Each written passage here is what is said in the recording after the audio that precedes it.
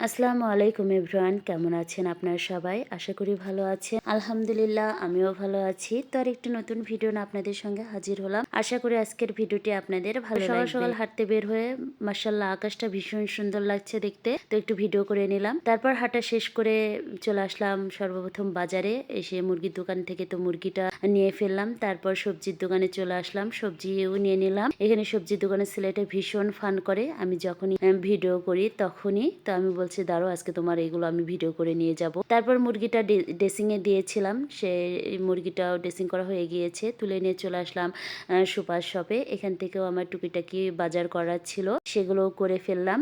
তারপর সোজা বাসায় চলে এসেছি।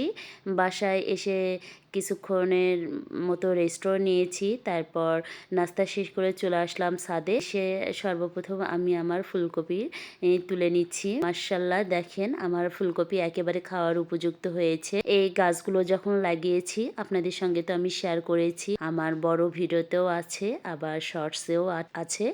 যদি আপনারা না দেখে থাকেন আমার চ্যানেলে ঘুরে আসবেন, অবশ্যই আমার ভিডিওতে দেখতে পারবেন। আমি এই ফুলকপি বাঁধাকপি চারা লাগিয়েছিলাম, সেগুলো ভিডিও দেওয়া আছে। তো যাই হোক, দুটা ফুলকপি তো খাওয়ার উপযুক্ত হয়েছে, সেগুলো তুলে নিলাম। আর আমি তো ভীষণ খুশি ছিলাম। তারপর দেখে নিচ্ছি আর কি সবজি আছে, কাঁচামরিচ যদি থাকে সেটাও তুলে নিব। তো এখনো কাঁচামরিচ খাওয়ার উপযুক্ত হয়নি। তারপর এখানে পেঁয়াজ যে পাতাও হয়েছে সেগুলোও তুলে নিচ্ছি। তারপর রেখে দিলাম। এখান থেকে ফুলকাও হবে, যাকে বলে পেঁয়াজের কলি।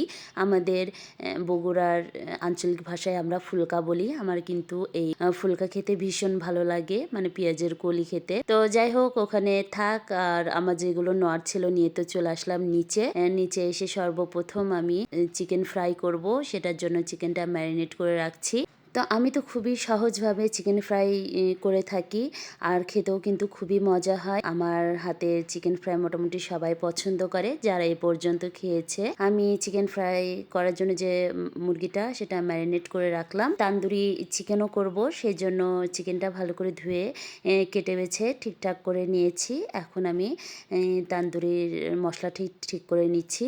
আমি এখানে টক দই দিয়েছি, তারপর দিলাম একটুখানি জিরা বাটা, তারপর আদা রসুন বাটা, তারপর এখানে দিয়েছি গরম মশলার গুঁড়া, তারপর দিব এখানে ভাজা জিরার গুঁড়া, তারপর শুকনো মরিচের গুঁড়া, তারপর দিয়েছি এখানে লবণ, আর দিব তান্দুরির মশলা। আর আমি রাঁধুনির তান্দুরির মশলাটাই দিলাম। তারপর দিয়ে দিলাম সরিষার তেল। এখন সব কিছু একসঙ্গে ভালো করে মেখে নিলেই মোটামুটি আমার তান্দুরির মশলাটা রেডি হয়ে যাবে। তো এই তো দেখতে পাচ্ছেন সব কিছু কিন্তু ভালোভাবে মেখে নিতে হবে।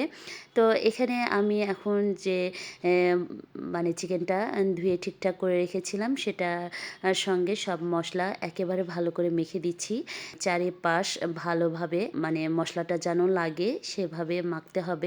তারপর আমি লেবুর রসও ওপর দিয়ে চিপে দিলাম। তো হয়ে গেল আমার তান্দুরি চিকেন করার জন্য চিকেনটা রেডি। তো এখন আমি বেশ কিছুক্ষণ এগুলো রেস্টে রেখে দিব, মানে প্রায় 4-5 ঘন্টার মতো আমি নর্মাল ফ্রিজে রেখে দিব।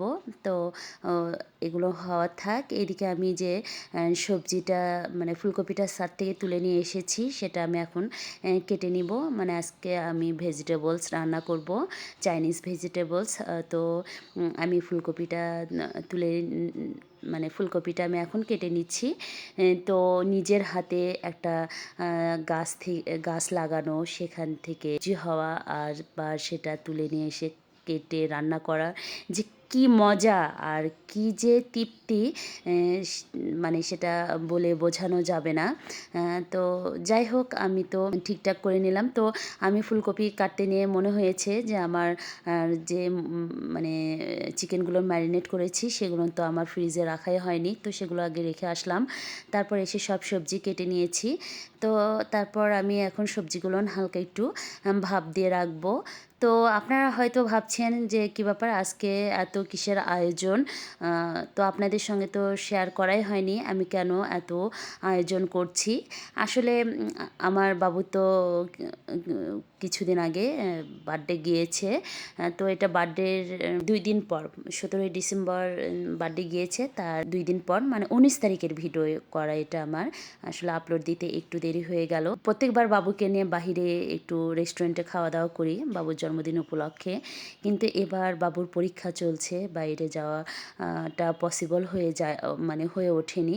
তো বাবুকে বললাম ঠিক আছে পরীক্ষা শেষ হলে আমরা কোথাও মানে খেতে যাব রেস্টুরেন্টে। আর আমরা তো রেস্টুরেন্টে খেতে খুবই পছন্দ করি। আগে তো আপনাদের সঙ্গে শেয়ার করেছি অনেক ভিডিওতে। তো বাবুকে বললাম রেস্টুরেন্টের সব খাবার বাসাতেই রান্না করব। যদিও রেস্টুরেন্টের মতন অত মজা হয়তো হবে না, কিন্তু তারপরও চেষ্টা তো করা যেতেই পারে। তো বাবু বলল ঠিক আছে। তো আমি বললাম ঠিক আছে তাহলে তুমি আর আমি দুজন মিলেই সব রেডি করব। তা আমি যাই হোক যেগুলো আমার করার সেগুলো তো আমি করেও নিয়েছি। তারপর বাবুর জন্য মানে বাবু যেগুলো রান্না করবে সেগুলো একটু বাবুর জন্য ঠিক করে রেখেছিলাম যেন ওর রান্না করতে একটু সহজ হয়। তো দুইজনের যৌথ প্রযোজনায় আমাদের এই ক্যান্ডেল লাইট ডিনারটা করেছি। খুবই এনজয় করেছি বাবুকে নিয়ে। আর কী কী রান্না করেছি সেগুলোও আপনাদের সঙ্গে একটু শেয়ার করছি। যদিও তো ভিডিওতে দেখিয়ে দিলাম কী কী রান্না করেছিলাম। তারপর চলুন একটু কাছ থেকে দেখে নিই। তো বাবু তো করেছিল পিৎজা, তারপর ফ্রাইড রাইস, আর করেছিল এইদিকে বাবার স্যুপ, থাই স্যুপ রান্না করেছিল। যেহেতু শীতের দিন স্যুপ খেতে কিন্তু খুবই মজা লাগবে। এই তো বাবু এই কয়টাই রান্না করেছিল। আর আমি করেছিলাম কিশোনাট সালাদ, তারপর করেছিলাম ভেজিটেবলস তান্দুরি, সঙ্গে করেছিলাম পরোটা, আর কি করলাম এখানে চিকেন ফ্রাই করেছি। তো এগুলোই আমরা আলহামদুলিল্লাহ মা মেয়ে মিলে রেডি করেছি। আর খুবই সুন্দর একটা মুহূর্ত এনজয় করেছি। আলহামদুলিল্লাহ আলহামদুলিল্লাহ মা মেয়ে সুন্দর মুহূর্ত কাটালাম আর আমাদের স্মৃতিতেও থেকে গেল। আর কি বলবো, আল্লাহ যে পজিশনে রেখেছে যেমন রেখেছে আল্লাহর কাছে হাজারো শুকরিয়া। আল্লাহ যেন এমনই ভালো রাখে আমাকে আমার মেয়েকে। সবাই আমার মেয়ের জন্য আমার জন্য মন থেকে দোয়া করবেন, আমরা যেন এরকম ভালো সবসময়ই থাকতে পারি। তো এখানে বাবু আর আমি একটু চেয়ারসও করে নিচ্ছি। তো আসলে নিজেকে ভালো রাখা সবথেকে বড় কথা, মানে সবারই উচিত নিজেকে সময় দেওয়া, নিজেকে ভালো রাখার জন্য কিছু একটা করা।